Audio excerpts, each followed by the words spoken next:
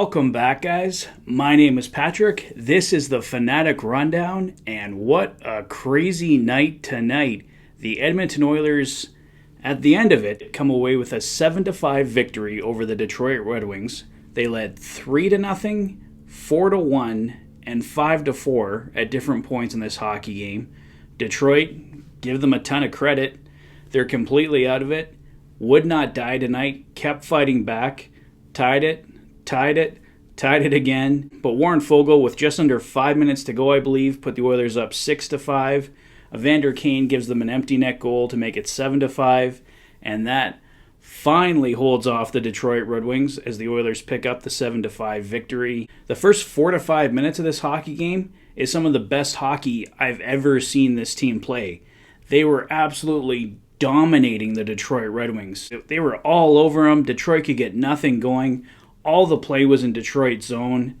Devon Shore opens the scoring on a nice deflection, put Edmonton up 1-0. Connor McDavid bangs in a rebound, makes it 2-0. That was all within the first 4 minutes of the game, I believe. Zach Hyman busts down the wing, puts a nice shot in. It's 3-0 Oilers. They chase goaltender Thomas Greiss. In goes Alex Nedeljkovic.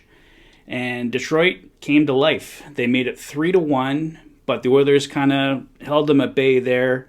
On the power play, Kyler Yamamoto put the Oilers up 4-1.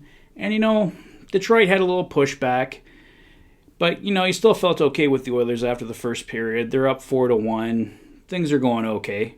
In the second, Detroit kind of controls the play. They get another one. Sam Gagne, nice goal. Love Sam Gagne. Wish the Oilers could find some way to bring him back. He gets a goal tonight. And I'm like, okay, you know what? Gagne can score. That's okay. Oilers are up 4-2 going into the third period. Just thinking, go into the third. Shut it down, guys. Maybe get another goal if you can. Put this one away. Pick up a 5-2 victory. Nope. Detroit busts in. 2 goals in like 45 seconds, I believe. Ties the game 4-4. Suddenly, of course, we got a hockey game now. Detroit and Edmonton go back and forth. Evander Kane goes in, buries his own rebound, puts the Oilers back up 5-4. Everyone's breathing a little sigh of relief, but screw up in behind the net. Puck flies back out in front with Koskinen stuck behind the net.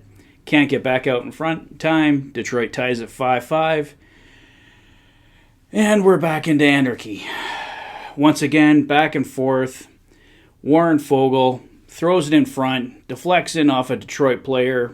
Oilers go back up 6-5. And like I said, Evander Kane, with his second of the night, gets an empty netter, and the Oilers pick up, thankfully, a 7-5 victory. The Oilers desperately need the points right now, so thank God they found a way to come back and take this hockey game. If they had lost tonight to Detroit, that's inexcusable. They have a 3-0 lead and a 4-1 lead.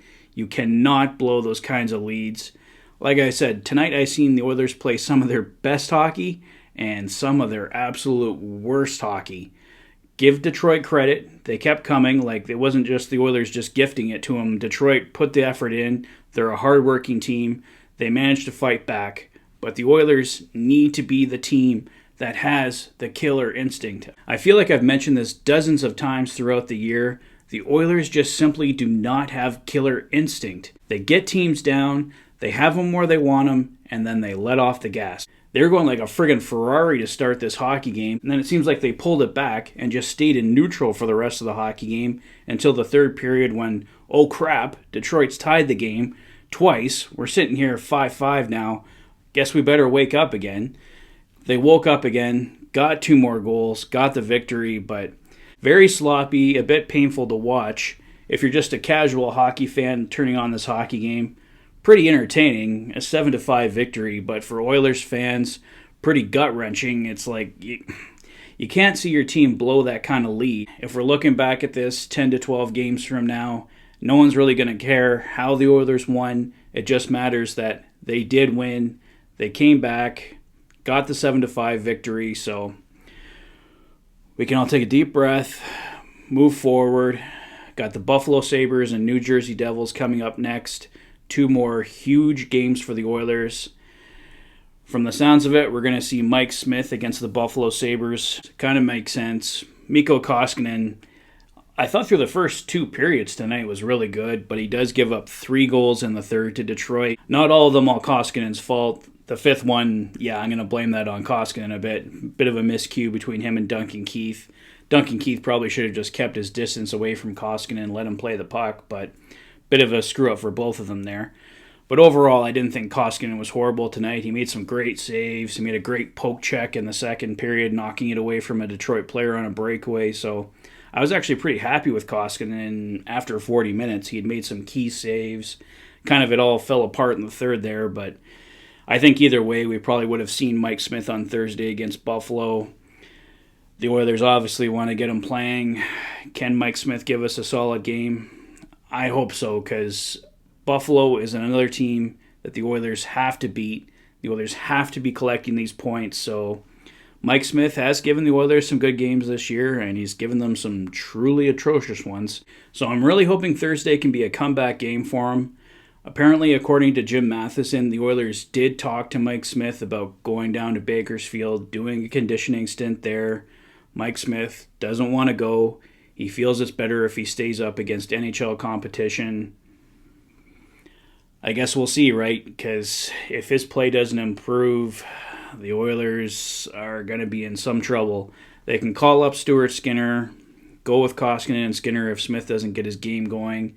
It really doesn't sound like the Oilers are bringing in a goalie at the trade deadline. Bob Stauffer was talking tonight on the broadcast. Bottom pairing D, bottom 6 forward. Nothing too exciting for the Oilers. We're probably going to see close to the same team come end of trade deadline on Monday, so nothing like that to get the fans going all excited for trade deadline, right? So maybe we'll get some surprises. I think going into like Ken Holland's first trade deadline day, we really didn't know what to expect. He came in with Andreas Athanasiou and Mike Green and Tyler Ennis. Thought that was a pretty exciting one. Overall, obviously that trade deadline didn't work out, but we might see some surprises on Monday. I'm kind of hoping we do. If it's just what you kind of expect, if the Oilers can pick up a strong player, I'll be happy. But if it's someone okay, well, getting ahead of ourselves. We'll see what happens on Monday. I'm going to give my player of the game tonight to Evander Kane. 2 key goals. He put the Oilers up 5-4. Got an empty netter to make it 7-5. My play of the game tonight, going to give that to Warren Foegele. Goes in from behind the net, just throws the puck out. The Oilers obviously desperately need a goal. It's tied 5-5. Just put it to the net. Smart play by Warren Foegele. He had a strong game overall. Gives the Oilers the game-winning goal tonight. So Warren Foegele, play of the game tonight. My player of the game tonight, Evander Kane, with 2 key goals in the third period. Well, that's all for me for tonight, guys. Let me know your thoughts on the game in the comment section below. If this is your first visit to the channel and you like what you see, please consider liking and subscribing for all the latest Oilers content. You've been watching the Oilers Fanatic. Thanks for being a fan. You guys can be on the lookout tomorrow for a look at Carson Soucy, and on Thursday I have a look coming at Ryan Graves of the New Jersey Devils. 2 more potential trade deadline targets for the Edmonton Oilers. Have a great night, guys. I'll see you soon.